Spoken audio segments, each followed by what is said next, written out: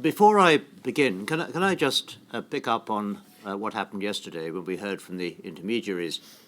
At the end of proceedings, a couple of people approached counsel to the inquiry and asked if they could take advantage of the intermediary process. They wondered if it had been too late. Well, it isn't too late. We offer to anyone who wants it, whether they're in this room now or whether they are listening remotely, the services of the intermediaries. All they have to do is to contact the inquiry and ask to be put in touch with the intermediaries, and then the intermediaries will in due course produce a supplementary report covering anyone who wants to take advantage of their services. You've seen how it's presented and how they deal with it and who they are, and it will be the same people who will be presenting the supplementary report. As for today, can I welcome Professor Christie to the panel? We have to swear you in, so let that be done, please.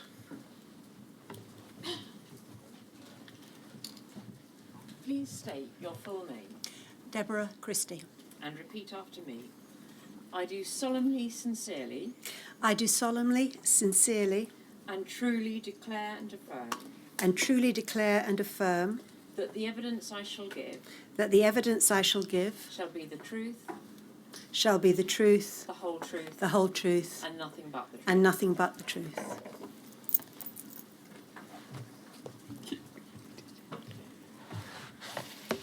I'm going to pick up where we left off yesterday, looking at the psychological and emotional impacts on family members, spouses, partners, children, parents, etc. Some of the emotional responses that a partner or other family member may experience will be the same or very similar to those which would be experienced by the person who is themselves ill. Is that fair? Yeah. Look, I don't know whether, Deborah, is that a good opportunity for you to talk a bit about experience of illness in families? Yeah. Yes, I think that when an illness comes into a family, it's not just the individual that's affected. The young person, the adult, whoever it is that's given the diagnosis, lives in a system, a complicated and complex system, and everybody in that family is equally affected by varying degrees of emotional response, be it sadness or guilt or distress. But no, it's not one person that carries that load alone. And in particular, some of the shared emotional responses may be fear, uncertainty. You've alluded to distress, so the distress of watching a loved one in pain, whether it's physical or mental pain.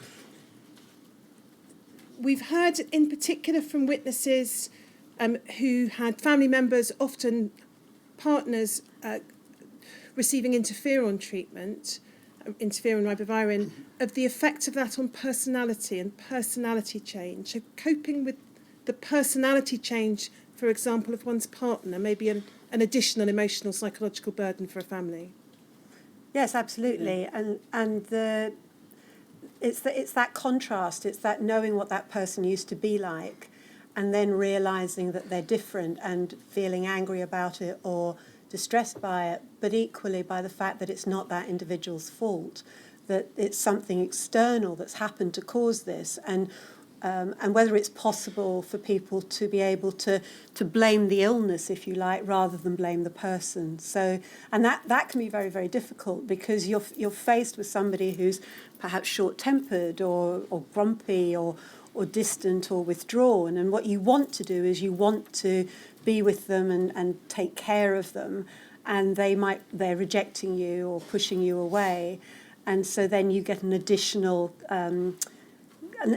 layer of difficulty, if you like, that adds to the difficult situation. If I could add to that, yes. Just say that I think the lack of information around how the interferon-based medicines are going to impact on the individual is also another factor. So I think the partners and the supporting people were having to discover as they go along that this change in personality and character is attributable to the medicine and not just to a difficult personality. And I think that's been come quite strongly through some of the transcripts, that they're having to find this out as they go along because they weren't given that information up front, or very limited information about this was presented. Well, if I actually just say a little bit more about this, because I think the way you phrased the question was this sort of shared response, people responding in a similar way, and we certainly heard that some families had this very solid response. They pulled together, they coped. But we also did read, and I know from other work I've done, where there were really important discrepancies between family members. And if you remember what I was talking about at the beginning of yesterday, I talked about the way people make sense of illness. And certainly there's quite a lot of work around now looking at what we call dyads, say a parent and a child or partners or whatever, where one has a particular way of thinking about the illness and coping with the illness, and it's not matched in the other person. And that where you get those rifts, it can be really distressing, where maybe the person who is affected rather than infected in some way perhaps blames the other for not coping in a certain way. And some of those rifts that you can see because of the different ways of processing and thinking about the illness can be very powerful and actually very hurtful, because you don't get the power of the support within the family and that cohesion, which we've seen can work so well, but it also can break down pretty. And we certainly read a number and heard a number of witnesses talk about that they just couldn't take it anymore. They felt the other person somehow wasn't involved, might have been within a couple and so on. So I think we need to remember that it's not always a good group response in that way from a family perspective. And one of the additional burdens potentially for family members will be additional caring responsibilities, either directly for the person who's infected or having to take on additional caring responsibilities, for example, for children, because their partner is not able to do that. What kind of toll can that take in practical, emotional, psychological terms, both on individuals and on families as a whole? It can have a significant impact psychologically. So it can have an impact on your identity. So if you imagine if you've got a job that you love and you enjoy, and you have to give that job up to look after somebody that you love and want to care for, there's still that dilemma of having to give that job up and what that means for who you identify as. Because a lot of us see ourselves as the job. The job that we do is how we describe ourselves when we introduce ourselves to people, and that can get lost. There can be enormous financial implications, obviously, if somebody has to stop working. We see this a lot in families where there's chronic illness, where one of somebody in the family has to give up a job, so there's a financial impact. And socially, if you think about most people who have jobs have relationships within their workplace. They have friends that they go for a drink with afterwards, or they have the Christmas party, and that might seem really minor, but actually it's a big thing, because you've lost that whole social circle and your life becomes condensed and focused on just into that very small sort of family unit. So and there can be resentment as well. So there's all these complicated feelings that need to be thought about and processed and understood and spoken about. And as Professor Weinman said, you very often find it difficult to talk about it because you want to protect somebody. You don't want them to know that you're resentful. You don't want them to know that you're sad that you've given up your job, or angry, or you don't want people to know that you haven't got money to do things. So there's also that sort of closing down on communication, which has an impact on family relationships. And we talked yesterday about the process of adjustment for the person who is unwell, and the impact upon the concept of self-identity for the person who is unwell. But what you're describing is those same two processes or ideas impacting as well upon family members. Absolutely, because as we grow throughout our lives, we go through various developmental phases, and becoming a parent, becoming a partnership, becoming a grandparent, all those different developmental phases comes with sort of certain expectations, our own expectations from our families, from society, from films, from everything that we read about what it means to be a good grandparent or to be a good mother or a good wife or husband. And that identity then gets disrupted by the introduction of an illness, and particularly by an illness that is potentially life-limiting. It kind of just cuts you off at the knees and can throw you under the bus. And if you've got a good support system, then you can be amazingly resilient, and you can pull together, as John said. And many people do that. Many people do that in an amazing way, an inspiring way. But equally, it's very, very difficult. There are two pieces of literature I just want to refer you to. They're materials you've referenced in the report, which I think provide confirmation of what you're saying. Henry, could we have EXPG 00000022, please? And it should come up on the screen in front of you. You remember that? Oh yeah, which one was that? It's a paper called by Golix and others, 2013, and it's called The Impact of Patients' Chronic Disease on Family Quality of Life and Experience from 26 Specialties. And then we can see from the abstract methods, it talks about semi-structured interviews being carried out with 133 family members of mostly chronically ill patients from 26 medical specialities. Family members invited to discuss all areas of their lives that have been affected by having an unwell relative. And then if we look just over halfway down that page, please, Henry, at conclusion, we can see it says, this large-scale multi-speciality study has demonstrated the significant yet similar impact that illness can have on the quality of life of patients' family members. Family quality of life is a previously neglected area of healthcare which needs to be addressed in order to provide appropriate support for the patient and family unit. And then there are just a couple of references within the paper I wanted to show you and then ask you to comment on. On the same page under the heading background, we can see it said there, the quality of life of family members as well as of patients can be hugely reduced in terms of physical effects, psychological distress and social problems. And then the last sentence of that paragraph, previous work has shown that family members of patients can be more emotionally affected by illness than patients themselves. And then if we turn, please, Henry, to, I think it should be the fourth page. It's headed page, it's page 790 in the article itself. That's the one, towards the bottom of that page, please, or the bottom half of that page.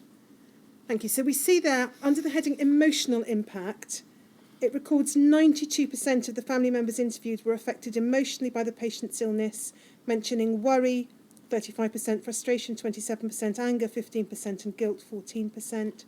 Worry was reported when family members were thinking about the future or the patient's death. Less common psychological effects included feeling upset, annoyed, helpless, stressed, and lonely. And then it's reference to forms of support, some people finding it difficult to find someone to talk to, and this resulting in them bottling up their feelings, finding it very difficult to cope with, many describing breaking down in tears when alone. And then if we just go, so the study then looks at a number of different impacts, daily activities, family relationships, the family member's own health, work and financial impacts. But we'll pick it up, please, should be page 8, Henry, in the discussion towards the end of the article. So we can see there the impact of a patient's illness on families is widespread and profound. Family members are affected in multiple ways across all medical specialities. This study has identified the major ways in which family lives can be affected by disease and the commonality of issues across all diseases. And then, Henry, if we can go down the left-hand column on that page to the second paragraph, thank you. If you could highlight the paragraph beginning family members, thank you. Family members of patients from all specialities felt a great emotional impact, the most previously reported topic. They often felt they had to hide their feelings from the patient in order to provide support. For many, this was very difficult. This emotional impact has a major influence on many areas of their life, e.g. on health and sleep. Family members of patients can be more emotionally affected than the patients themselves, particularly in the area of oncology. This may be because attention is mainly focused on the patient and much consideration given to the patient's needs. In contrast, the family member and their concerns are usually ignored or not understood. And then if we just look at the right-hand column on that page, this is the last reference. Second paragraph down, please, Henry. A little higher up, thank you. Beginning, the impact on family finances. The impacts on family finances and employment were major issues. Family members described the financial impact of having to reduce or give up work as a result of the patient's illness, often compounded by the patient also giving up work. Looking after an unwell patient is expensive. And then the next paragraph, please, Henry. Just the first 3 lines of that. Family members described their own existing medical conditions worsening. Several developed depression. This study identifies family members as a hidden patient group with an apparent ripple effect of illness. One patient being unwell has the potential to create several more patients in the family. This can then magnify problems with finances and family relationships in a vicious cycle. This hidden burden has a potentially huge financial impact on the healthcare system that could potentially be reduced by appropriate family support. Any observations or comments about those findings? Well, I think they fit exactly really with what we're saying. This is, part of the very strong evidence that we're drawn on. There's a huge literature on the stress of caregiving generally, whether it's with a very sick child or an elderly parent. And that literature shows really strongly that, you not only see psychological changes, you see physical changes, changes in immune function. There are even studies looking at how quickly, if people have wounds, if they're caregivers, those wounds are slower to heal because the immune system's compromised, because of that really long, chronic stress that's not going away. It's pretty uncontrollable in that way. It's something that's always going to be there. So I think, these sorts of findings really underline how much of a burden it can be. But again, as we said yesterday, for some people, it's a powerful and important thing to do. And that the roles they take on as caregivers become really important to them, become part of that new self, that new identity. So, although it's pretty bleak, pretty negative, there is that other side that we shouldn't forget. Yes. Just to say that, of course, this study also was done in 26 specialities, and none of those specialities are ones where people hide their diagnosis. And I think that makes an additional, very profound difference, because this is a distressing report, and it shows how awful it can be for people physically and emotionally. But these people generally will be people who can share the stories and what they're going through with their friends and their neighbours and their healthcare workers. And I think when you take that part away, it has an even greater impact on the conclusions that this report have made. And that's picked up in the second piece of literature I wanted to just ask you to look at, which is a World Health Organization analysis of the impact of HIV on families. Henry, that's EXPG 5039, please.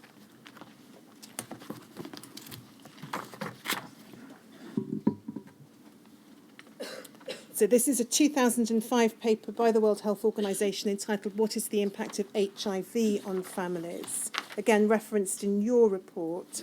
If we could go, please, Henry, to page 4. Under the heading Findings, if we could just highlight the first paragraph, please, and picks up on one of the very points that Ms. Edwards has made. Human immunodeficiency virus has a large psychological, physical and social impact on infected individuals and their families. Stigmatisation worsens this impact. It hinders the prevention and treatment of HIV and hampers social support and HIV disclosure. And it's that latter point, I think, that you were emphasising then. And then if we could go on, please, Henry, to it's numbered 8 at the bottom of the page. Yes, it should be page 8. So if we look under the heading HIV and families, the second paragraph, beginning in the first 15 years of the AIDS epidemic. Could you highlight that, please, Henry? So this records that in the first 15 years of the AIDS epidemic, families had to deal with death and the loss of family members. Since the introduction of HAART in 1996, however, their widespread use has reduced the number of AIDS-related deaths in Australia, Europe and the United States. Now families must deal with HIV infection as a chronic disease to be managed for the lifetime of the infected members. And then if we just go on, please, to the page 10, Henry.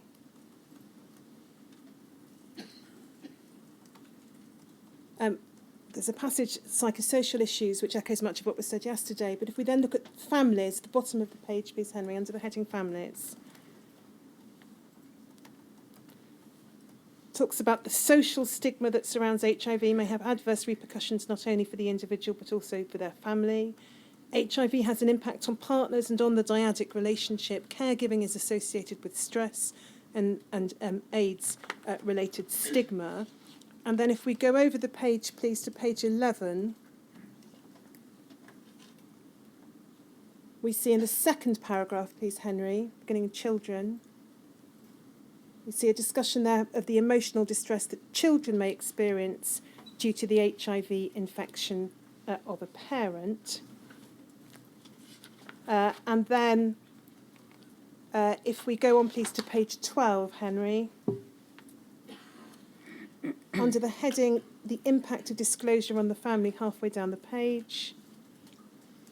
And we pick it up in the second paragraph. A review of the evidence in the early 1990s showed that when people disclosed their HIV status, family members experienced a range of emotions, including feelings of helplessness, fear of the loved one dying, concern about care, and fear of becoming infected. A recent qualitative study with mainly European participants showed that even in the post-HAART era disclosure of an even in the post-HAART era, disclosure of an HIV infection may have an emotional impact on family members.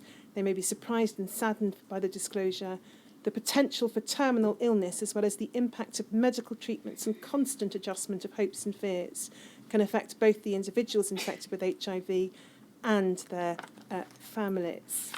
I think that's all we probably need to look at from that paper. But again, perhaps invite you, Ms. Edwards, to comment upon what we see set out there. Or maybe one of the others whose social Well, I think context wrote in the report. it brings out very clearly that the impact extends beyond the individual to the family. And in terms of stigma, the family is often also stigmatised. They have an associative stigma by their close association. So they share very much in the whole stigmatisation process, as well as in these other social impacts. And originally, the emphasis was very much on just the patient. But I think that a lot of the recent work is very much emphasising the family unit and the importance of taking that through in terms of interventions. And we'll come back certainly in more detail to the question of stigma and discrimination and disclosure. Just turning back to your report at page 4, you've said this towards the top of the page. The dominant picture, this was the picture that you picked up from the materials you read, is one of a wide range of negative psychological impacts, often with devastating effects on day-to-day functioning and quality of life. These impacts occurred in the context of so many negative social effects arising from the relentless health problems and treatment side effects, together with the distressing levels of stigma that were experienced. That, I think, was the overall picture you derived from the statements and transcripts and oral evidence you saw. Yeah, I mean, I think... I'm sorry. I didn't mean to interrupt, but please go ahead. I have a question, because it seems to me we're turning away from the two papers that you've just been looking at. And it had struck me in what the Gollick's paper says, that it is focusing upon the families. It's not focusing immediately upon the patient. One understands why that is. But is the position, perhaps, can it be summarised in this way, that proper care of the patient involves care for the family and support systems. Yes, Yes. absolutely. Very definitely. Yes. Oh, sorry. We all said yes. Universal agreement. Yes, yes, yes. Collective, yes. That's what I wanted to ask. So, Thank you very much. thank you. So yes, I was just drawing your attention to how you'd summarised, from your professional perspective, your understanding of what you'd read. Yeah, I mean, I think I wrote that statement, and I think but I also think that just before that, I had identified the possibility that people could draw some benefits. Yes. It wasn't all bad news, and I certainly spoke to one or two people yesterday for whom there had been growth, personal growth, and so on. But the dominant picture, certainly from all the witness statements and from the literature, is one of a whole range of problems compounded by treatments failing, further conditions happening, and so on and so on. And by a lot of the other things we're going to talk about in a minute. Yes. By some of the communication issues. Yes, absolutely. We're going to Yeah. come on to all of those. Can I ask, before we leave the topic or the theme of psychological impact, I wanted to ask Professor Christie about some of the particular issues that may arise in relation to children and adolescents, because we know a significant numbers of children or adolescents were infected, in particular with HIV, but with HIV and hepatitis. First of all, can I ask you just to talk a little about the impact of long-term illness, and in particular a long-term illness and serious illness of the kind we're dealing with on children and adolescents? Yes, so I would break it into two groups, which the first one is children. So children who are being very much cared for and looked after, and are often very protected by their parents, so may not be aware of the diagnosis or the full implications of the diagnosis, or may not understand fully the long-term implications just by virtue of their level of intellectual, cognitive level of skill and ability. However, what children are aware of is the fact that they are limited, that they are prevented from doing things. So they will not be able to do sleepovers. Now, sometimes that can be because their mum and dad might worry about them being away from home, or it might be because the other children's parents don't understand what's needed or required in order to take proper care, and so they'll not invite them. Children with chronic illness often don't get invited to parties, birthday parties, because the parents feel that they can't be catered for properly. They might not be allowed to go on school trips. So all of these things that we think of as being really part of our childhood and part of growing up, just having fun, because that's your primary job when you're a kid, a little one. Your main job is just to have fun and be looked after. And having a diagnosis of any illness, but particularly one which is potentially life-limiting, is going to stop you being able to do that in the way that your friends are able to do.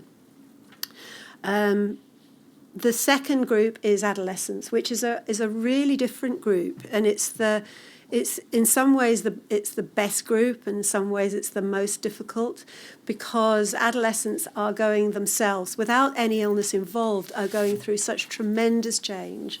Their brains are developing rapidly and changing dramatically, developing decision-making parts of the brain, developing the parts of the brain that allow you to think about your future. And the main job of an adolescent is to decide who I am, who I want to be, and who I want to be with. And those three questions are what most adolescents spend their adolescence doing, working that out, deciding what they want to go to university and study, deciding what kind of job they want to have, looking at other people, identifying role models. They spend a lot of their adolescence deciding on their sexuality, on their gender, who it is they want to spend the rest of their life with. They spend a lot of their time completely ignoring their parents. All of us have done this. We all spend, that's one of our main jobs, is just to ignore your parents and and borrow money from them so that you can, you know, because and it's a dilemma, and it is kind of funny, but it's also so true, and what happens in an adolescent's life when an illness comes along, completely uninvited, is that it knocks you off track. It starts to get you to question, can I be who I'd like to be? Am I ever going to be able to have a long-term relationship? And that came out through a lot of the transcripts. It came out really strongly that young people, and I'm thinking of adolescence as going, if you look at the brain literature right up to the age of 25, 26, 29 even, that a young person's brain isn't fully developed until 29. And that you actually spend so much time trying to work out who you want to be that the illness completely stops you being able to think about that in a coherent kind of way. And it can cause you to withdraw. It can cause you to rely so much on your parents that actually you stop that whole developmental process of becoming independent and moving away. So it's really devastating, an illness, and as we all keep adding as a caveat that there are many young people who grow through adversity, and growth through adversity is a really important psychological idea. But even with that growth through adversity, there is still an enormous impact on the decisions that young people can and are able to make when they're faced with living with this. And it's not just them, it's this ripple effect that we've already talked about, because it affects them and it affects their relationships with their friends. And again, friends are so important when you're an adolescent. They matter so much to you, more than your friendship with your parents. And your friends will not want to be with you. They will not want to spend time with you. You will be seen as different. And all of that's going to affect your ability to develop and grow yourself, your picture of who you're going to be.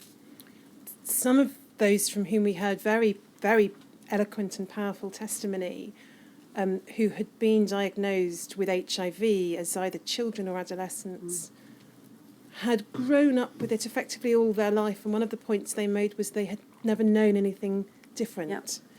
So in terms of self-identity, their self-identity was to a very considerable extent almost entirely shaped by the illness. Mm. Yes, and if you think about that, then your initial identity as a core human being is not one where illness is involved. And when illness then becomes your identity, it limits you. It can limit you. It doesn't always, but it can limit you. It stops you striving. It can stop you reaching out for things. It can stop you trying to find things that you may have done. It may affect your ability to do something like a gap year. You may, gap year is not for me because I've got this illness that requires constant medical care. So it can have that effect on you as well. So it kind of limits and changes your perspective of what your potential is. And all of us should have this. All of us should have the potential to be as wide-ranging as possible. But living and growing up with an illness like HIV, which has stigma and all of the negative aspects of that attached to it, that's going to completely restrict and give you a much, much narrower focus on what's possible in life. As may also some of the practical consequences of the condition in terms of ability to access or complete education. Oh, absolutely. So we've known right back 30 years ago, I remember going on a trip to Washington, D.C., where they were just starting to look at the cognitive effects of HIV in children. And they were just starting to do the very early brain studies and measuring intellectual ability and the impact on attention and concentration and brain function. And very early on, people started to realise that something like HIV has an impact on the developing brain. And as I've said, if you think about the brain as an organic developing process, as something which grows and prunes and develops based on experience, if you have an illness like HIV, or the treatment associated, and it's not just the disease itself, the condition itself, it's the treatment, the medicines. They affect the brain neurons. They affect the way the brain connects. They affect the way the brain develops. And so you might have had aspirations to do something or be something that would require a certain amount of capacity, and the illness will potentially take some of that capacity away. You've alluded also in the report to particular difficulties for adolescents with treatment adherence. Can I ask you to comment upon that? Yes, and again, this is something which is kind of part of being an adolescent, which is to defy authority and to not quite believe what your doctors say. So when you go to your doctor as an adolescent and your doctor say you need to take this medicine because it will keep you well, as an adolescent, there's a kind of a bit of you that thinks, well, yeah, you would say that because you're a doctor, but I'm different. And adolescents have a sense of being bulletproof, that kind of sense of central ego, the kind of like, nothing can touch me, nothing can harm me. It'll happen to other people, but it won't happen to me. And that's a really important part of being an adolescent, because that's what helps you take risks. It allows you to do things like experiment, to go out and just club until 4 o'clock in the morning, or do all the fun things that adolescents get to do before they have to grow up and become an adult. And actually what happens when you are when you're trying to do all of that with a chronic illness, it's going to stop you doing it. It's going to have an impact on you. And then can I ask you about the position for children? Growing up with a parent who is significantly incapacitated by HIV or hepatitis, and who may themselves be carrying a significant psychological burden of their own. You've referred in the report to a paper, I won't put it on the screen, it's a paper I think by Beardsley, which talks about how the children of effectively ill parents are at significantly greater risk of developing psychiatric disorders themselves. Yes. And we've certainly had evidence which supports that. Yes. So again, if you think about this, the family unit, so a child depends very much on their parent as a source of emotional care, psychological care, physical care, and financial care, all of those aspects. And when a parent becomes ill, understandably and reasonably, they may struggle to provide all of those aspects of care, and may not be emotionally available because of their own mental health problems. There's a lot of evidence in other conditions that even where there's no physical illness, where a mother who has emotional distress results in the child developing difficulties. So there's difficulty with attachment, early attachment, which is really, really important for psychological well-being. So the child themselves is affected by the fact that the parent is ill, and will grow up trying to care for their parents even. They'll work very, very hard to look after their mum. And in working so hard to do that, where there's very little support, then and now, very little support for child carers, that child then becomes separated from their peers. Again, they may be well physically, but they can't go to parties because they'd have to leave mum at home on their own, or leave dad at home, and not be sure whether they'd be able to take care of themselves. They might not be able to go to bed at a time that they should be going to bed, because they have to stay up to make sure that mum or dad take their medicine. So there are a lot of knock-on effects on effectively a healthy child living with a parent who is struggling with a chronic life-limiting illness. And we've heard certainly some evidence of that ripple effect extending into a third generation. Yes. with grandchildren as well. Yeah, oh, absolutely. Yes, I mean, and it works all the way down depending on the age of grandparents. But again, if you think about the middle age and a teenager, for example, whose grandparents themselves are ill, they may be looking out for their grandparents because their parents were ill. So there's so many possible complications. If a parent is unwell or a parent has died, then the normal burden, if you like, of looking after elderly parents falls on us. As you know, we're in our middle age and we've had our kids, but now our mums and dads aren't well, and so we're looking after them. But if we are taken out of the picture because of something like HIV or hepatitis, then our teenage children or our children in their 20s may then have to step in to look after their grandparents. So it can be multi-generational. Wanted to explore some of the social impacts, and I appreciate there's no bright line between psychological and social, hence psychosocial, but you've identified in the report first of all, a range of negative impacts upon an individual's working life. And you've identified that can arise in a number of different ways: inability to work at all, or having to decline promotion, or only being able to work part-time. What can be the impact upon an individual and on a family of those kind of changes having to be made to working life? Well, a major impact, of course, is financial. And this was a particular problem for families because over time, as the people's condition got worse, they would have to go from full-time employment to part-time employment and then often come out of employment.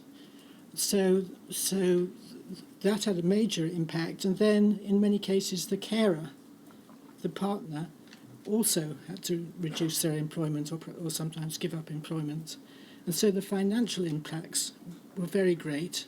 Of course, it varied a bit according to age. It was particularly important for young couples. And people running small businesses and so on. And, of course, has impacts all along the line, really, because it's going to affect housing, it's going to affect other opportunities. So a very, very major impact.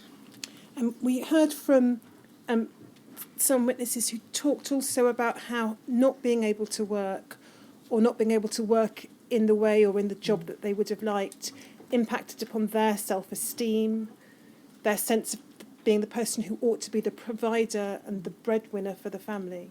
Yes, because, work often gives you a sense of identity, as well as of other relationships and opportunities.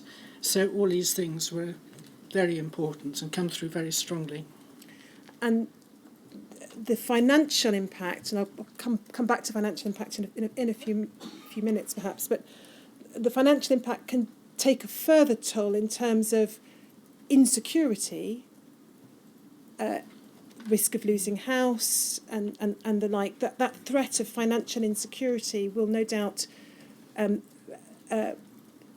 exacerbate the other social and psychological impacts and negative effects that the person or family may already be experiencing. Yes, it came through as a major source of worry and tension. And it's obviously going to be tensions within the family and between partners. And this is a very strong effect. Henry, could we just put up on screen, there's just one passage from your report I wanted to read out, but if we put it up on screen, others can follow it. So the report is EXPG 603, please. And if we go to page 19, please, Henry. It'll probably come up actually as page 20 on yours. It's 19 of the membered report.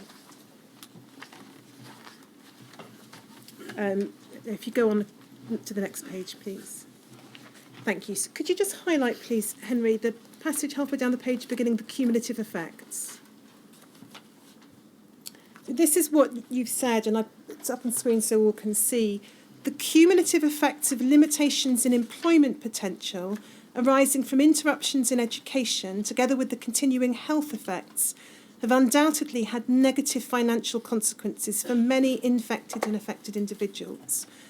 Although the extent of this varied across individuals and families, depending on their prevailing social circumstances and life stage, the overall costs have been high. A variety of financial payments were available, but they were neither universal nor considered sufficient. Many witnesses described being ground down in their attempts to obtain financial assistance and then giving up. For many, this difficulty in both accessing and receiving financial payments from the trusts and schemes had a range of negative consequences. In addition to the effects of continuing financial hardship, many witnesses report feeling let down, angry, and ultimately helpless. It is known that frequent unsuccessful attempts to change an adverse situation typically result in feelings of helplessness and hopelessness, both of which are likely to lead to negative mood and depression. Is there anything that you would want to add on that issue to what you've recorded powerfully in the report there? Now, these are very well-known effects from, when people have to, whatever the situation is, when people are in adversity, naturally one tries to cope by gaining control, by doing something. But if you're constantly thwarted in your attempts to gain control or to change a situation, this notion of helplessness, or what we often refer to as learnt helplessness, what you learn is whatever you do, nothing is going to work out, that you actually have no control. We've known for many years that can have a profound effect on people's mood, their well-being, and is a very potent source of depression. That's really, I think we've said that, but these effects are profound across a whole range of domains in life. Yeah. And you recommended in your report the possibility of obtaining a health economist's input. Yeah. I should say that is a matter in which Sir Brian proposes to invite core participants to make submissions as to what issues could or should be addressed by health economists. But could I ask you, from your professional perspective, to identify any particular issues or analyses that you think a health economist might be able to undertake? Yeah. Okay. Maybe I could come in here. Certainly there is a concept now that a lot of us are dealing with, known as financial toxicity. We're used to talking about drug and treatment toxicities, but most, even in a good setting, most treatments and people with illnesses experience a financial toxicity. And one of the problems that health economists sort of tend to focus on is direct drug costs or treatment costs to an institution, to the health service. They rarely deal, when NICE, for example, are approving new drugs or treatments, they rarely deal with the financial toxicity that families actually are experiencing as a result of what's happened to them. So I think if you do engage a health economist, which would be good, you really do need one that's rooted well in the more social sort of costs and of all these sorts of areas. The other thing I think that's important to note is that with the sorts of poverty that we saw some families actually, tumble into because of what happened to them, there's no doubt about it that poverty in itself is linked with poor physical outcomes as well. The Marmot report has just been upgraded today, demonstrating how well poverty in itself actually does lead to poorer health outcomes. So even many of the infected and affected individuals that were getting good treatment, if they were plunged into financial toxicity, were likely to experience poorer outcomes physically, not just emotionally. Can I turn before the break to two other aspects of social impact? The first is the impact upon some of the most intimate aspects of private and family life. And again, you've identified in the report, gleaned from the witness testimony that the inquiry's received, decisions partners having to take of opting for lives of celibacy because of the fear of transmitting infection. And then decisions families having to take, or couples having to take, women facing decisions about terminations, being advised to have terminations, couples deciding not to have children or not to have any more children, or couples having to try and obtain funding and go through processes such as sperm washing or other risk-reduced conception methods. Again, I wondered whether any of you have any observations in particular to make upon those issues and those impacts that you saw.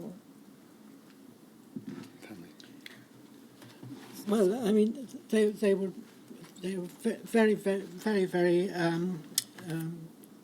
obviously central to life, and they caused considerable emotional upset, which lasted throughout their lives, really, because it also affected they wouldn't have grandchildren and the whole issues, and it was in some cases. People had abortions because at the time of conception they didn't even know that their partner had HIV. So, they lacked information, and afterwards they lacked full support, really, in coping with this crisis in their lives. And I would say that this is a major area of grief and bereavement that hasn't been addressed for many, many people. And I know we're going to talk a little bit more about psychological support, but an important aspect of psychological support would be to focus on the potential, the loss, actual losses, and potential losses. And I think for many people, that's when I looked at the transcript, there's evidence of complicated grief because, how do you come to terms with those difficult losses? Yes, and I'll come back to complicated grief, certainly. You've already alluded to it and touched on it in your report, but all of these issues you've been discussing can take their toll on marital relationships, partnerships in particular. And you've picked up in your report on some marriages that may have been strengthened, but others that took an irreversible toll on the marriage and marriages ending. Again, is there anything in particular you would want to add to what's in the report in relation to those issues? One of the things I think actually in this area is that not all relationships anyway start from a good, stable base. And one of the things certainly you notice in any life-threatening illnesses is that it can really be the final straw to already a struggling relationship. Family dynamics are complicated anyway. Relationships between partners are complex as well. And particularly when you get reversals of roles and responsibilities, as we've been talking about this morning, that really can, I think, impinge hugely on an already shaky relationship. And I think we saw some evidence of that in some transcripts. And families were also often quite isolated. They didn't have the support necessarily of a wider group of relatives or close friends because of all the problems that they were experiencing. So they became very sort of closed units. So I think this put additional stress, and the lack of, as we know, social and psychological support from others is very important. There's one thing about talking about this within the context of a marriage, but lots of the people who found out that they were hepatitis C and HIV actually just wanted to have sex. It wasn't within necessarily marriage. It was about, as Deborah was saying, about young people who were going off to university and even contemplating a relationship, a physical relationship at all, could be very fearsome. But also just having to negotiate, when do you tell somebody? How are they going to react? Is it even worth going there? Those are huge decision-making processes that without that sort of infectivity, you don't have to make in a relationship normally. The final question I wanted to ask before we break for the morning break is, again, looking at impact upon family life. Many statements describe, and you've picked this up in the report, the limitations upon the ability of the person who is ill within the family to participate in ordinary family activities, whether it's walking, going on holiday, playing football with the kids, or caring for their children in the way in which they would want to do so. Is that likely to increase or compound a person's sense of guilt or helplessness. I think that came through very strongly. Yes. People were not able to perform the sort of parenting role that they wished to. They were not able to engage in normal family activities, holidays, and other types of things. And I think this was a major concern for both of their, in terms of their own identity and on the effects of the children. And picking up, I think, on an observation you made, Dr. Thomas, engendering it for some individuals a sense of grief for a family life lost. Absolutely. And, seeing yourself as an incompetent, I think all of us like to feel in some ways that some roles that we're good at, competent mother, or father, whatever.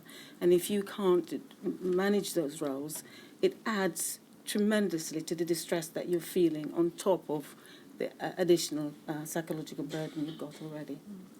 I was just going to say, just to add very briefly, there's a grief for the future, that on being given information that you may understand completely or maybe not understand completely, but understand that there is going to be a major impact on what you had hoped for, that's deeply traumatic, incredibly traumatic, and can last for years and years and years, even with good support. But that grief for the lost future is really impactful. Mm-hmm. Yeah. So I'm going to move on to another topic, so this may be another suitable opportunity for a break. Yes, well, I think it would be, and we're spot on, half Glad past to hear 11. it. So 12 o'clock. We do well. 12 o'clock, please. That's really good.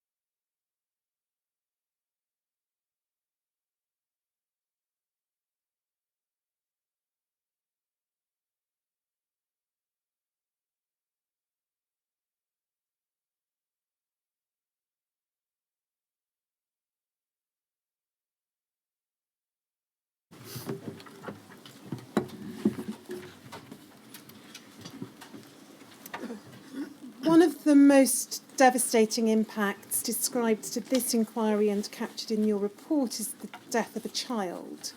And I wanted to ask a little about that and about bereavement and loss more generally. And to do so, first of all, by reference to one of the papers that you've referred to in your report. Henry, it's EXPG 5011, and it's a paper by Christ and others called Bereavement Experiences After the Death of a Child. I just wanted to pick up on a couple of passages and then ask you about them.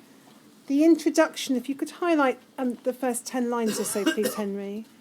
The death of a child of any age is a profound, difficult and painful experience.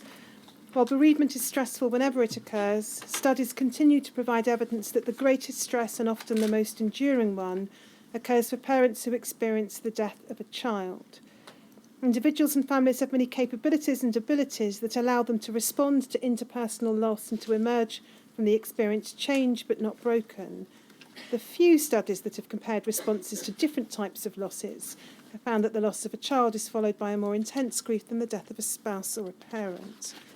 And then over the page, please, Henry, if we under the heading Bereavement, Mourning, Grief and Complicated Grief, we can see a number of concepts there discussed. Bereavement, described as a broad term encompassing the entire experience of family members and friends in the anticipation, death and subsequent adjustment to living following the death of a loved one, widely recognised as a complex and dynamic process that does not necessarily proceed in an orderly linear fashion. And then the top of the next page, please, Henry. Then we have grief described, a term that refers to the more specific complex set of cognitive, emotional and social difficulties that follow the death of a loved one. Individuals vary enormously in the type of grief they experience, its intensity, its duration and their way of expressing it. And then we have mourning defined. Mourning is often defined as either the individual's internal process of adaptation to the loss of a loved one or as the socially prescribed modes of responding to loss, including its external expression in behaviours such as rituals and memorials. And then we see the concept of complicated grief. And it says this: complicated grief in adults refers to bereavement accompanied by symptoms of separation, distress and trauma. And then we see a number of what are called distress symptoms listed: intrusive thoughts about the deceased, yearning for the deceased, searching for the deceased, excessive loneliness since the death, purposelessness about the future, numbness, detachment or absence of emotional responsiveness, difficulty believing or acknowledging the death, feeling that life is empty or meaningless, feeling that part of oneself has died, shattered world view, assuming symptoms of harmful behaviours of the deceased person, excessive irritability, bitterness or anger related to the death. And then we see the observation of the impact upon siblings. Siblings of children who die have also been found to be at greater risk for externalising and internalising problems when compared to norms and controls within 2 years of the death. Now, whether or not a person meets the formal diagnostic criteria for complicated grief, am I right in thinking that what's termed the distress symptoms there listed may encompass the kind of response and feelings that many people will experience when they suffer the death of a child or a partner or someone else who they dearly love? Yeah, very much so. I think this paper describes it very clearly. I think the other, and we heard lots of witnesses describe exactly these sorts of feelings, both physical, psychological changes following the sense of loss and grief and so on. But I think the really telling thing for me was I went away and looked up in something called DSM, which is a sort of official classification system that's used for classifying people's psychological mental health problems. I looked up complicated bereavement and tried to think of it in relation to what witnesses had told us. And I just listen to this and then think about relating it to our present context. Complicated grief obviously is something that's much more intense, much more prolonged. So it doesn't, grief, bereavement, is quite variable, but this is something that's, much more so. Reasons for it. The bereaved person has trouble accepting the death, so clearly issues around a child dying there. If the individual feels unable to trust others, again, we're going to talk more about trust and about communication. If the individual harbours an excessive bitterness and or anger related to the death, again, thinking about what we talked about yesterday.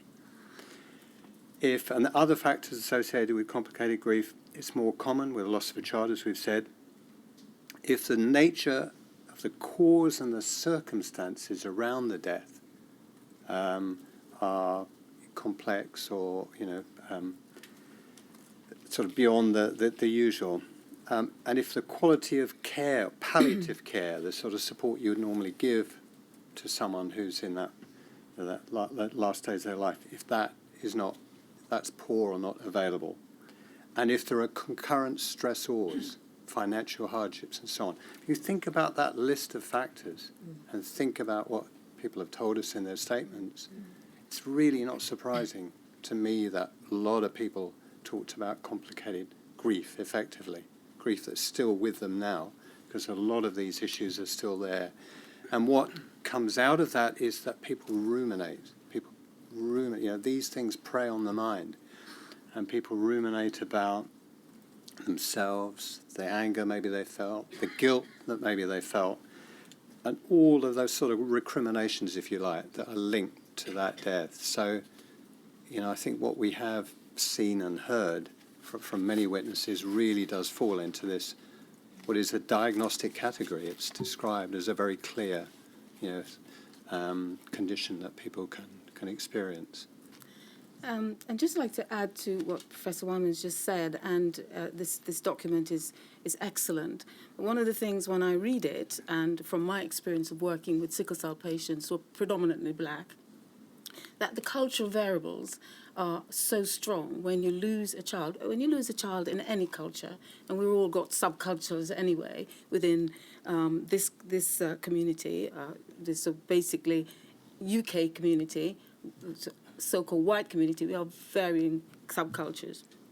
But with diverse cultures, like African Caribbean cultures, the particular meaning of a child's death takes on tremendous added proportions. And I think sometimes those things are not given credence within the documents that we've looked at, because it's not been researched fully enough. But I'd just like to say that's a really important thing to say, that we, as a population in the UK, is very diverse, and we should think about those factors as well. And in my work, it's a really important element that comes through. And if we just turn to the next page of this report, there's the observations you've made, Professor Weinman, I think would bear on many of the accounts that we've heard, not simply about the deaths of a child, but about the deaths of partners as well. Absolutely, yeah. And then there's some specific observations here about some particular additional components in relation to a parental loss of a child. And so I'll just pick it up in the first paragraph, 4 lines down. At various stages in the life cycle, men and women relate to child conceiving and child rearing roles as central to their existence.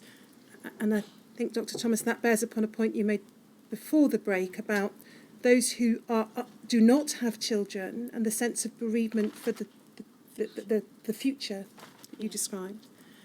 And then it continues, if the bonds formed within the family, the parent-child bond is not only particularly strong, it's also integral to the identity of many parents and children. And then the next paragraph says this, parents of children and adolescents who die are found to suffer a broad range of difficult mental and physical symptoms. As with many losses, depressed feelings are accompanied by intense feelings of sadness, despair, helplessness, loneliness, abandonment, and a wish to die. And of course, again, we've heard that from people talking both about the deaths of children and the deaths of partners and other loved ones. Parents often experience physical symptoms such as insomnia or loss of appetite, as well as confusion, inability to concentrate, obsessive thinking, extreme feelings of vulnerability, anxiety, panic, and hypervigilance can also accompany the sadness and despair. And then the passage goes on to talk in particular about anger. And then the next paragraph, please, Henry. Children take on great symbolic importance in terms of parents' generativity and hope for the future. All parents have dreams about their children's futures. When a child dies, the dreams may die too. This death of future seems integral to the intensity of many parents' responses. 3 central themes in parents' experience when a child dies includes 1, the loss of sense of personal competence and power, 2, the loss of a part of the self, and 3, the loss of a valued other person whose unique characteristics were part of the family system. While guilt and self-blame are common in bereavement, they're especially pronounced following the death of a child. The parent's role competence as the child's caregiver, protector and mentor is severely threatened by untimely death. Yes? So what I would like to comment on is that this is not just an acute reaction. This is not just something that happens when the child dies. It's not just something that's around 6 months afterwards. These feelings can last for years and years and years and years. And I've worked with parents who lost children 30 years ago who still feel this way. And so it's really important to remember that this doesn't just go away. There's no, neat psychological theory that we all work through our grief and bereavement and suddenly we all wake up and we're not feeling that way anymore. Actually, for many people, it changes subtly. It becomes less immediate, but it's always there. Yes. I wonder if we might also talk a little bit about the impact on siblings, Yes. Because in any chronic disease situation where the parents, of course, have got a major role in caring for the sick child, siblings can respond in a variety of ways, including a sort of resentment towards the sick child that gets all the attention. But then, perversely, when that child dies, extreme guilt, because they almost wished it. And sometimes the parents, I think, and I know this from work with cancer as well as other chronic illnesses, the parents sometimes hyper-invest in the remaining children in strange ways that puts huge pressure on them. These are the ones that are left. I've neglected them, perhaps, to a certain extent. I now have even greater expectations of them, which is difficult for them sometimes to deliver on. And when we get on to talking about care and support services, I think that the grieving siblings with their plethora of issues really need help and support as well. And one of the other features you've alighted upon in your report in relation to the death of a child is in the context of those parents who were administering blood products to their haemophiliac children, the additional component of guilt, the guilt of I have killed my child.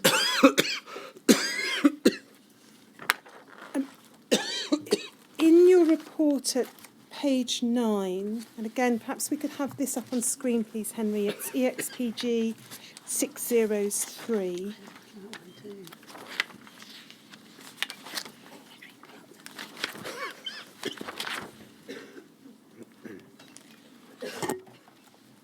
We can see at the top of the page the point I've just referenced. In the first paragraph, last sentence, having talked about the guilt some parents have experienced, you've observed that guilt and self-blame are both potent precursors of depression and both almost certainly contributed to the considerable levels of negative mood and depression described in many witness statements. And then in the next paragraph, if we can just highlight the next paragraph, please, Henry. It says this: the types of social impacts of HIV and or hepatitis C on individuals and families was similar in many ways to those experienced with other chronic conditions where partners have to take on major new responsibilities for the family and the provision of care. However, there were aspects of the witnesses' situation that markedly increased the severity of the social impacts for both the affected individuals and family members. And then you've gone on to identify some of what you've observed as being particularly acute for the groups of individuals with which the inquiry is concerned. These included the relatively young age at which some individuals contracted these conditions, leading to particularly severe financial difficulties and related problems. There was limited availability of effective treatments for HIV or hepatitis C infections, and newly researched drugs had many unwanted side effects. And then you refer to the virus not being cleared and risks of sexual transmission and vertical transmission.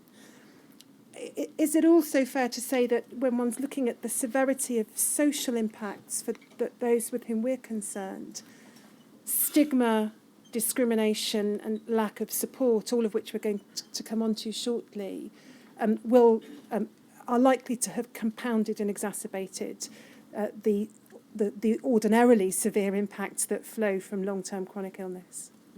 That's certainly the case. And I felt in terms of the social impacts, we can see that many of the social impacts are similar for other chronic conditions, but given the number of conditions that people were coping with here, as well as the stigma, the impacts that this group of people experienced were far more severe, and they're more comprehensive. So they would experience nearly all the different types of social impacts that we've been referring to, and to a high degree. Thank you. But I'm going to come on to stigma next, but before I do so, I just wanted to ask Ms Edwards just to tell us a little about the Haemophilia and HIV Life History project in which you were involved.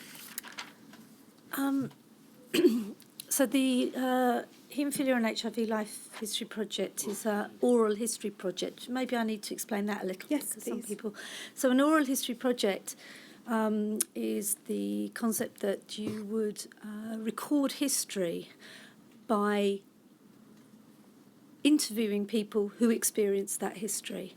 And often history is written by bureaucrats, politicians, historians, academics. But an oral history project would be a collection of memories, testimonies from the people who experience that. And certainly in 2003, a group of us realised, I having worked in the haemophilia unit as well as in HIV for a long time, realised that this story had not been told.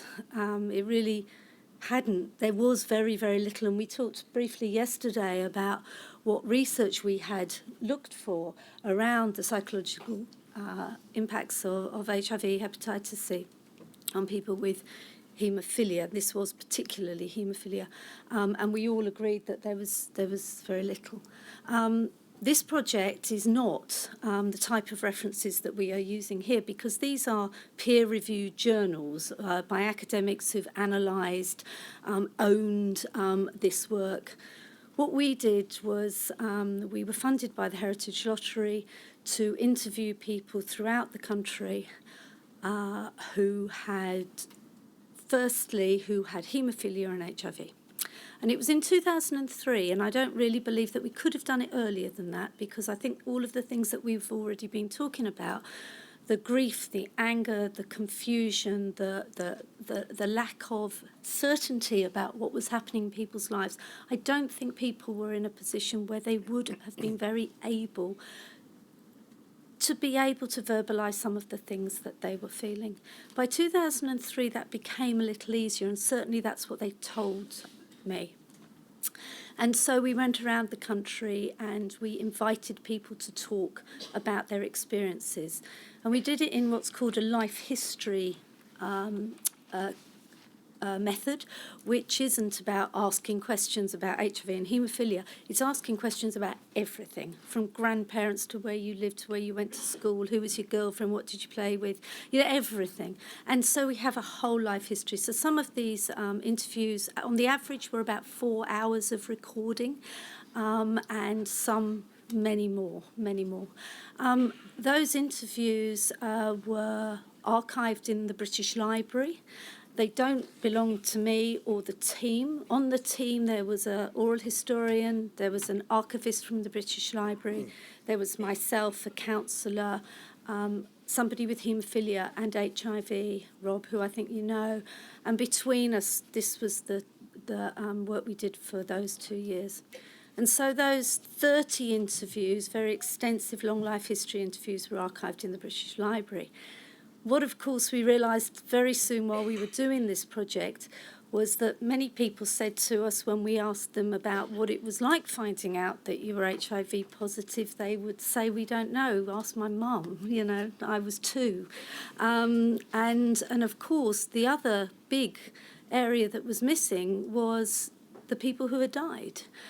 We didn't have those stories, and they are a huge story that we were going to be missing out in 2003. And so we did a second project for the next 2 years, between 2005 and 2007. And that project was called HIV in the Family. And that project was interviewing the siblings, the partners, the parents, the mothers, and the children of the people who had died over the previous years. There were 34 of those interviews. So altogether, we collected 64 life history interviews. And like I say, they don't belong to me, they don't belong to anybody. They are in the British Library. They have just gone online and been digitised. They were on tapes, the people who remember tapes, C90s. And those tapes have been digitised. There are a number of people in this room who were interviewed for that project and who I've met over the last 2 days. And those have gone online and can now be accessed from your home computer. You can listen to the whole recording. They are also summarised so that areas can be found through the sometimes 4, 5, 6 hour interviews. Can I just explain sort of an example of one of these interviews? So, for example, I interviewed somebody who had never, ever spoken to a single person about his HIV infection. He was infected as a young man. He actually hadn't told his mother, and he hadn't told his sister, who he was actually very, very close to, but he never told them. The only people who knew about his HIV and hepatitis C diagnosis was his HIV doctor, his haematologist, and myself. I happened to also be his community nurse. And I asked him if he wanted to do this interview, and he agreed that he would, but that he didn't want anybody to hear it. And I ended up having to do 4 interviews, four sessions with him because he was very unwell. And the last session that I did in this interview was in his hospital bed, matter of days before he died. And he finishes the interview saying, I know I'm going to die. I'm really sorry that I was unable to share what I've been through my life with my sister, who I love, and my mother, who I love. But when I die and at my funeral, I want you to give these tapes to my sister. And that was the first time that she found out how he actually had died. And so it was, that was one example. Some of the examples of the interviews that we did were full of laughter and full of resilience, as we talked about yesterday. What comes out is that individuals are very, very diverse. But if anybody wants to hear these interviews, they are accessible. I may want to reiterate it's the British Library, because one person that we interviewed was in an audience like this when I was talking about the project, and he said, where are they kept? And I said, the British Library, mate. And he said, oh no, I've told everybody I'm in the Natural History Museum. I think it's right. that there are a handful of the interviews that are not public in accordance with the wishes of those who gave the interviews. And I should also say that the British Library has provided to the inquiry all the materials that it can provide, and they are materials that have been read and listened to by the inquiry and members of the inquiry team. And I believe you have also got the closed interviews. We do, I think. Which is very, very, very unusual to have access to an oral history interview that has been closed. That, I think, leads very naturally to the next theme I wanted to ask you about, which is the theme of stigma and discrimination. And in your report, you say this on page 20, the impacts of medical conditions for individuals and families are profoundly affected by whether they are imbued by a stigma. And I wanted to ask first about two aspects of stigma that are referred to in the report and in the literature: felt stigma and enacted stigma. And could you explain what those two concepts mean and what the difference is between them? Yes. Well, first, just to say the stigma, so we're talking about a condition or behaviour which, in the view of the wider society, marks an individual as unacceptably different and inferior. And with felt stigma, people are aware of the social meanings of their condition. They're aware that they've got a condition that is regarded as unacceptable in the wider society, and this influences their own self-identity. So felt stigma refers to this understanding of their own possession of a condition which is viewed so negatively and obviously affects their identity. And enacted stigma refers to the response of members of the society to people who are identified as possessing a stigmatising condition. And this can take various forms. It can take particularly avoidance of these people, avoidance in different circumstances, socially, at work, and in other settings, and avoidance and exclusion, and often bullying. Children particularly can be subject to bullying. It's very, very painful, and it was reported quite extensively by the witnesses. And in addition, in some people even experience property being vandalised, and a very high level of enacted stigma. And fear of enacted stigma, even if you don't actually experience it, the actual fear that you might is in itself very, very powerful and has a major influence on people's lives.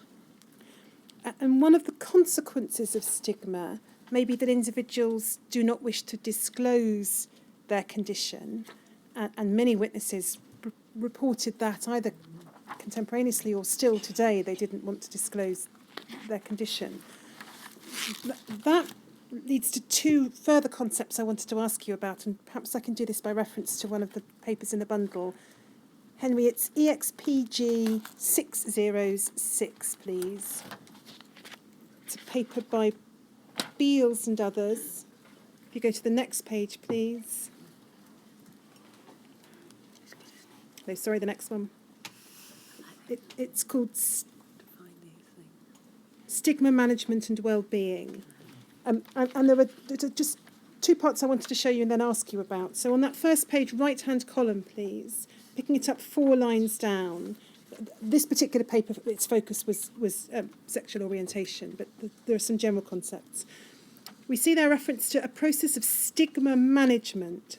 And it says this process of stigma management is a major task for individuals with concealable stigmas who weigh the pros and cons of disclosure versus concealment and make decisions based on the circumstances.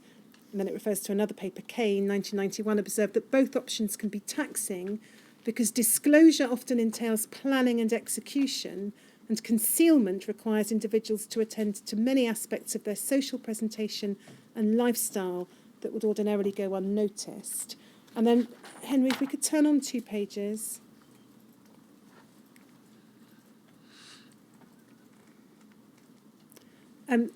Right-hand column under the heading, the role of suppression.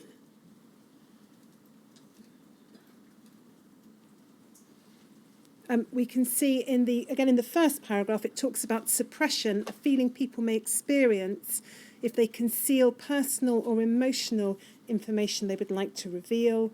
And then it refers to another paper. Pennebaker and colleagues showed that suppression can be detrimental to one's psychological and physical well-being. We can leave that now. Thank you, Henry. So I wanted to ask you, if I may, about these two concepts of stigma management and suppression, please. I can speak from a child-adolescent perspective, so a young person who may have been aware of their condition, even with conditions which we don't think of as being highly stigmatised, something like diabetes, for example.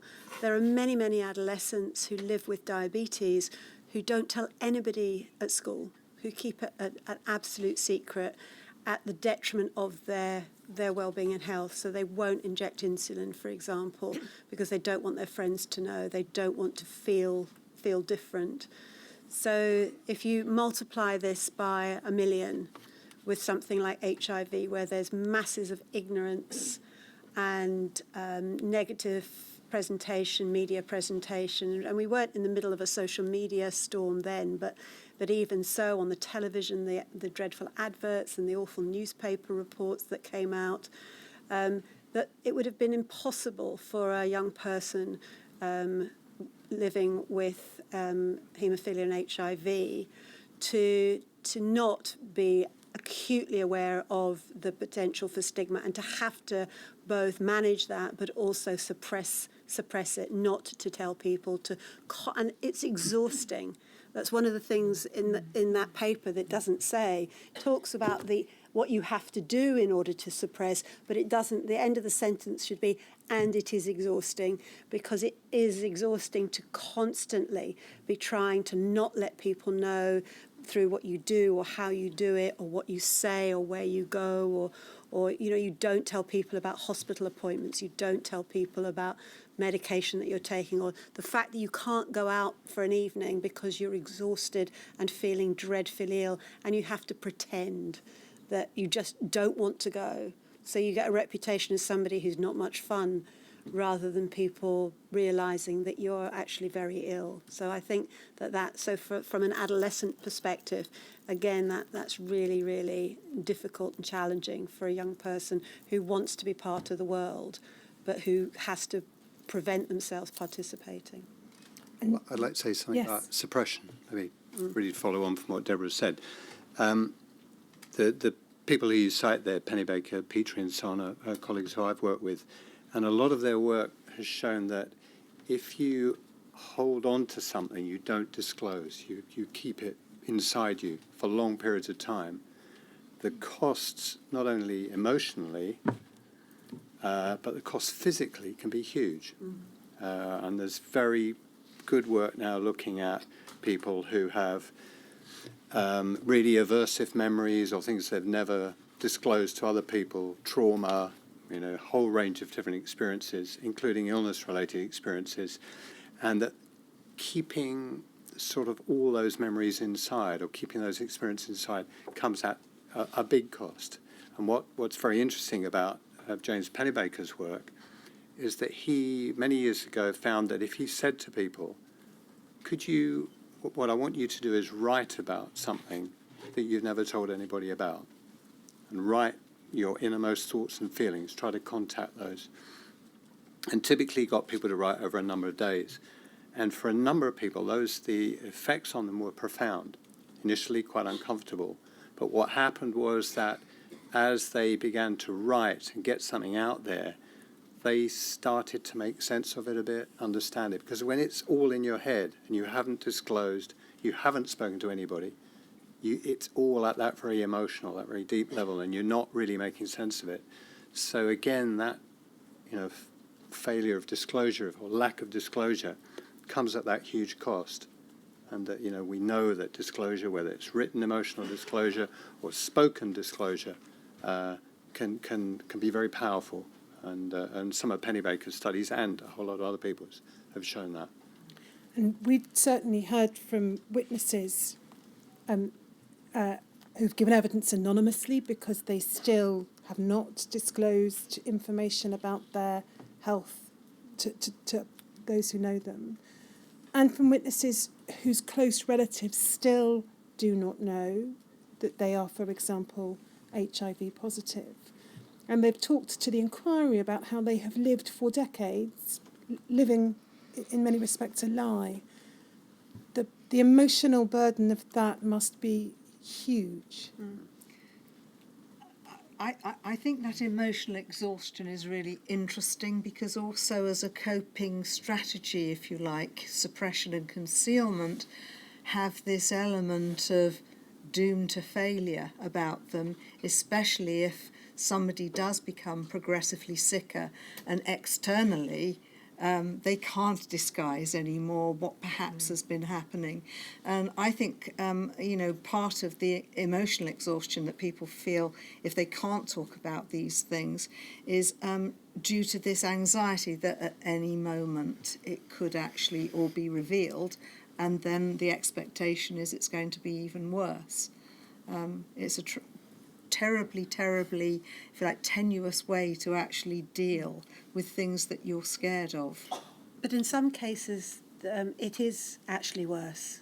In some cultures, we're talking about stigma sort of at a broad level, but I think echoing what Dr. Thomas has said, in certain cultures, the idea of, in certain cultures, the idea of even admitting that you are feeling a little bit low is not appropriate. We have families who will absolutely categorically not allow their children to come and see a psychologist, because in that particular culture, it's highly stigmatized.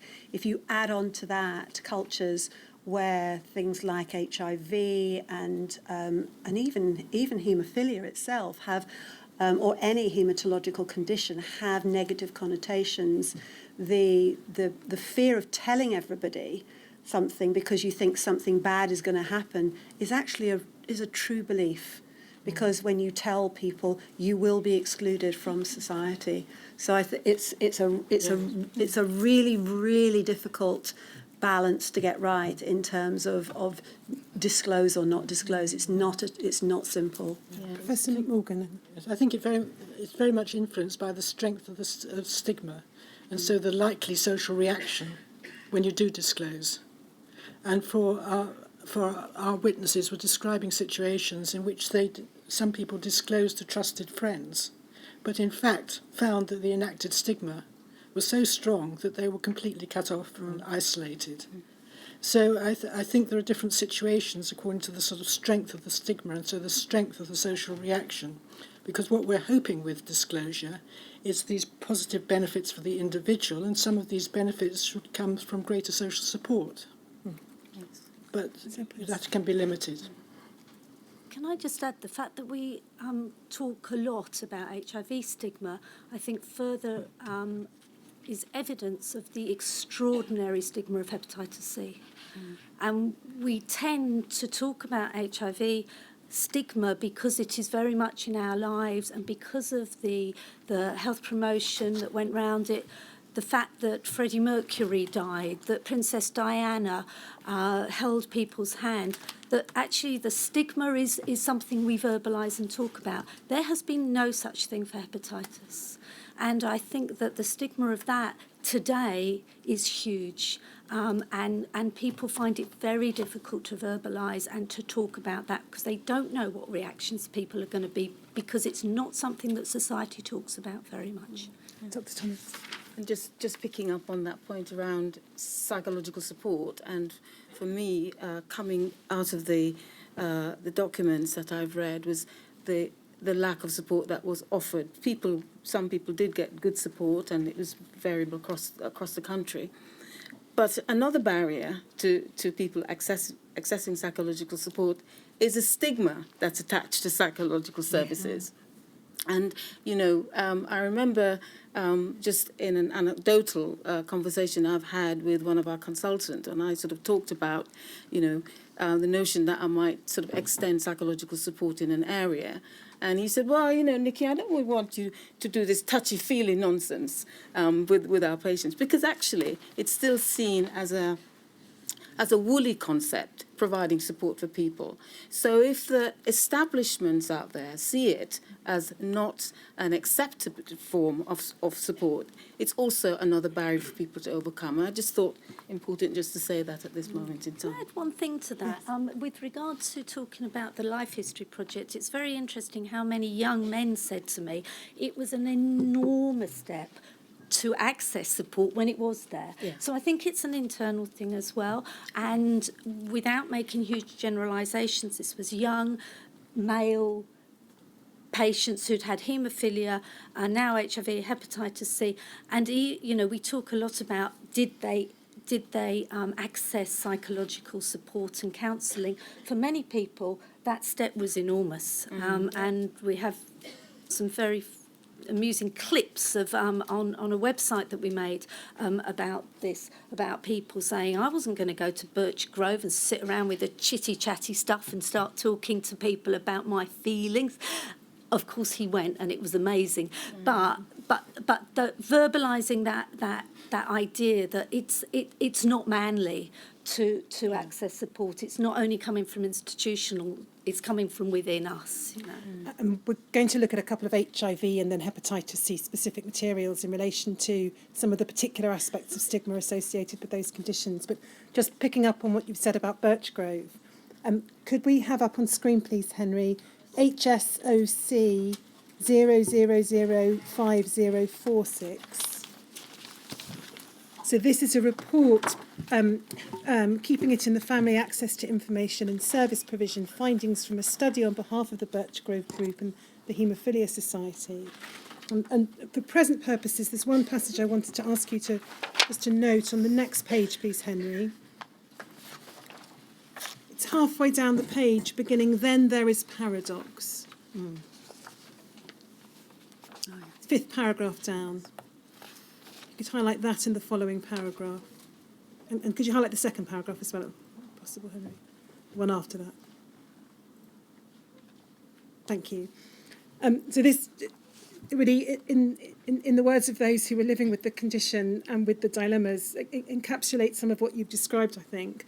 Then there is paradox. In the first and probably second phase of the epidemic in the UK, and this is talking about the HIV/AIDS epidemic, raising the profile was seen to be the way to connect disease with human beings, to reduce the stigma and discrimination. People came out to raise the profile. If the stigma and discrimination associated with HIV are not challenged, prevention won't work, people will not come forward for testing, and the move will be to drive it underground with all that means. So those living with HIV have had to manage something of a dilemma, to come out and perhaps experience profound discrimination, or to remain closeted about their HIV status, and thus perpetuate the view that, quote, it doesn't exist, it's the province of queers and junkies, close quote. And if they do have it, they should stay outside the norms of the rest of society, including the right to have children. Confidentiality or coming out, challenging social attitudes against the discrimination and stigma associated with HIV infection, or protecting the individual's right to privacy. So that captures the dilemma for many. In terms specifically of, first of all, of the stigma associated with HIV and AIDS, I just wanted to, again, put up one of the materials that you've referenced in your report on the screen, and just look briefly at the 1980s and then come forward to present day. Henry, it's EXPG 5033, please.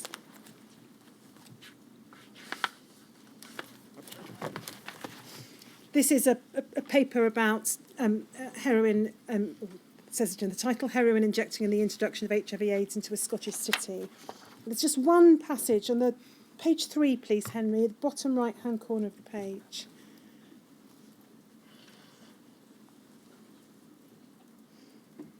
It's the last paragraph on the right-hand side, please.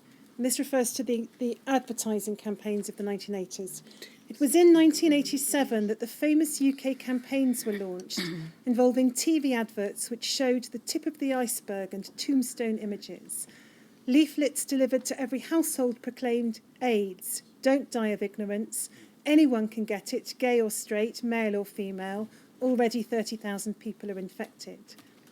The major influence on this was the fear that the infection would spread into the heterosexual community as a result of sexual contact with drug users. There was much less regard for the hapless human beings who were already infected.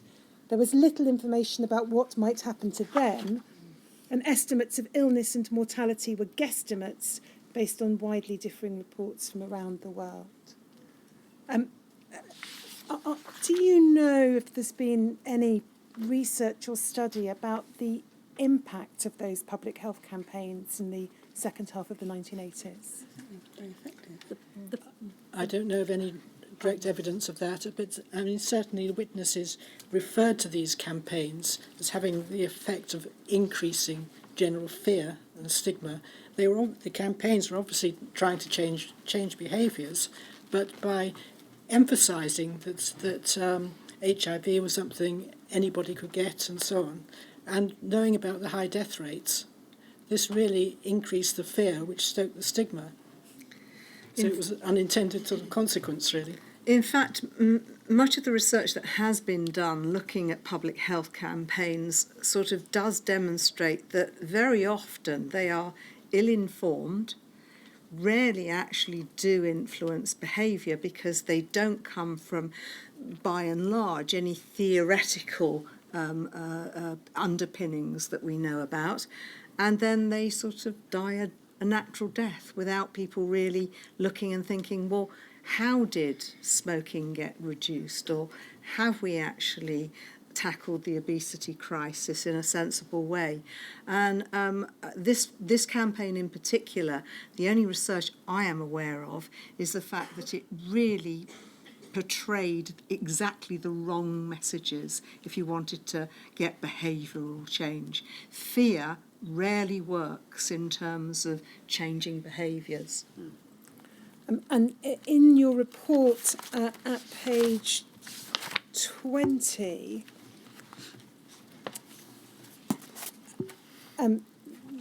you've observed that the campaigns contributed to widespread public fear and to the popular notion that HIV/AIDS could be caught through normal social interaction. Now, you've observed in your report from the statements and the evidence that the inquiry has heard a number of examples of enacted stigma, really quite severe examples of enacted stigma. I don't know whether you can answer this, but are there any kind of steps or response that you think could or should have been taken in the 1980s and 1990s, specifically dealing with this, what was called the HIV or AIDS epidemic, that might have reduced the stigma associated with the condition or mitigated its effects? I don't know if my... I guess one of the problems was that people were starting from a rather uneducated basis anyway in interpreting what was seen to be happening. So you had a dual problem, really, of the people who were trying to launch campaigns and provide information didn't actually always have it, or did it in a rather cat-handed fashion. And that just created a sense of further panic amongst the sort of general population. I also think that we didn't have the psychological knowledge that we have now about nudge and behaviour change. So the ideas that we have now about getting people to eat differently, shop differently, behave differently, those campaigns are underpinned by very different psychological theories. And as Lesley said, fear was, the smoking, the anti-smoking. I mean, the anti-smoking campaigns didn't work. They didn't reduce people smoking. A few people maybe, but the majority of people don't change their behaviour because you tell them not to.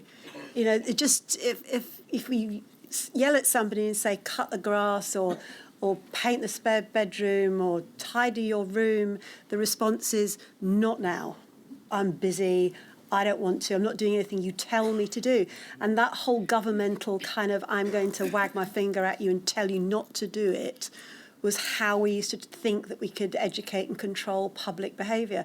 But we know that it doesn't work now. So educational campaigns now are much cleverer. They're about motivating people to feel that they have the capacity to change their behaviour.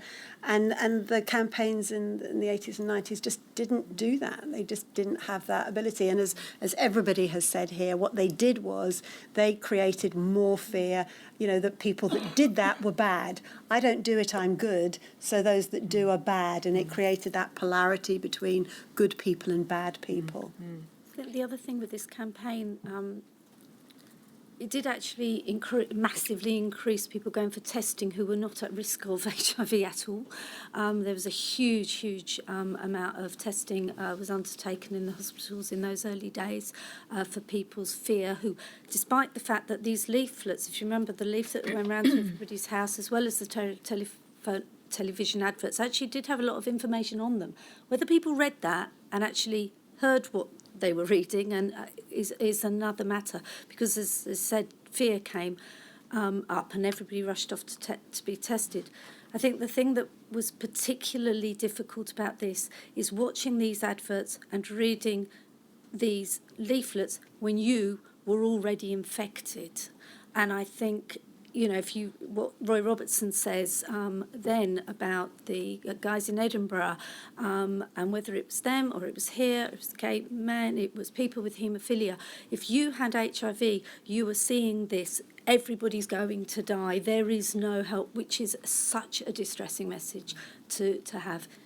It was obviously to educate the public who were uninfected, but the impact it had on people who were already infected and unwell was enormous. Yes, Professor Morgan. So that in some cases we find that sort of media celebrities can be very important in actually challenging stigma. And if you think about it, the late Princess Diana actually shaking hands with somebody with AIDS. I mean, that seemed to be more important to people in thinking about these issues and recognising that you couldn't just contract AIDS so easily, rather than just endless sort of printed word and so on. So I think that we have to think in different ways of communicating to actually challenge Mark stigma. Fowler on EastEnders. Yeah. Remember? Great job. Many of the most severe descriptions of enacted stigma in the witness statements describe events in the 1980s and in the 1990s, but bringing matters forward to the 21st century, you've referenced in your report some papers which describe the ongoing stigma and discrimination, first of all, in relation to HIV. I'm going to take you to one of them, but I'm going to ask you first to note, you've referred to a paper which looked at discrimination, HIV-related discrimination in 2004-2005. For anyone who wants, sitting behind me who wants a note of it, it's EXPG 00000014. You don't need to put it up on screen, Henry. But that was a survey in London. One of the authors of it is Professor Anderson, who will be coming on Thursday to talk about HIV, so we may be able to ask her about it. Nearly a third of respondents in 2004-2005 reported HIV-related discrimination. Almost half of those reported some form of discrimination in the healthcare sphere, and I'll come on to that in a moment. But bringing it on then 10 years further on to 2015, you've referred in your report to the HIV stigma survey, and we will put that on screen, please. Henry, it's EXPG 5027, please. So we can see it's Stigma Survey UK 2015, and it's titled HIV in the UK, Changes and Challenges, Actions and Answers, the People Living with HIV Stigma Survey. So this is only 4 or 5 years ago, and we only need to look at a couple of passages. If we go to the next page, please, Henry, we can see it says this. The landscape for people living with HIV in the United Kingdom is dramatically different from what it was 10 or 20 years ago. Advances in treatment mean the life expectancy of HIV-positive people can be the same as that of the general population. Living with HIV in the age of undetectability and reduced risk of transmission should mean a better quality of life for people living with HIV. However, despite some shifts in public attitudes, a considerable number of people in the UK still hold stigmatising attitudes towards people living with HIV. Consequently, stigma remains a significant obstacle for many people living well with diagnosed HIV. And then if we just have the next page, please, Henry, and we need to look only at the summary of the findings, I think, rather than the detail of the report. In 2015, people living with HIV in the United Kingdom continue to feel stigmatised and experience HIV-related discrimination. The survey findings show that while 2/3 of 1,576 participants felt overall positive about their life and in control of their health, in the past year, around half reported feeling shame, guilt or self-blame in relation to their HIV status, and 1 in 5 had felt suicidal. And then the report observes those feelings are more likely to affect those who are recently diagnosed. And then if we go 2 paragraphs further down, experiences of stigma in the healthcare setting were common, and 1 in 8 participants had avoided seeking care in the past year. Similarly, about 1 in 8 people had decided not to apply for or turn down employment or a promotion due to their HIV status. And then the last paragraph in that section, a considerable number of participants had sought support in the last 12 months, including from a local HIV support organisation. Participants believe that education and awareness campaigns are necessary to challenge the stigma and discrimination experienced by people living with HIV in the UK today. So this is not a phenomenon of the past. Can I ask you in particular to comment upon the suggestion there about the continuing need for education and public awareness campaigns, please? I mean, I'll start. I'm sure other members of the panel will add on to this. There's something about how conditions are perceived as being your fault. So if in the world of eating disorders, for example, working with people who are overweight, there's enormous stigma, because generally people think that people who are overweight are lazy and it's their fault that they're fat. It's their fault, they've done it to themselves, and that they haven't tried to do anything to stop it. Whereas at the other end, if you look at somebody who's living with anorexia nervosa, there's this enormous outpouring of sorrow and distress and feeling of sympathy for this person who is ill, and therefore, and it's not their fault they're ill, it's because they have a mental illness, an eating disorder. And the same is true for HIV, this feeling of blame, that on the whole, the population, the public, feel that it's something that you have done to yourself or somebody, you know, in the case of sort of if you were a child, and because of the medication nowadays, children aren't born with HIV, but when children were being born with HIV, it was their mother had done something, and so they came from a bad family. And again, there's this use of the word bad and good. So I think with nowadays, I think we still have that concept of blame. If you've got something that everybody thinks is your fault because there's not enough education to demonstrate that you can't help it, it's nothing that you've done to yourself, then people kind of disrespect you, or there's going to be that worry about stigma and the impact of stigma. So that's how I would start.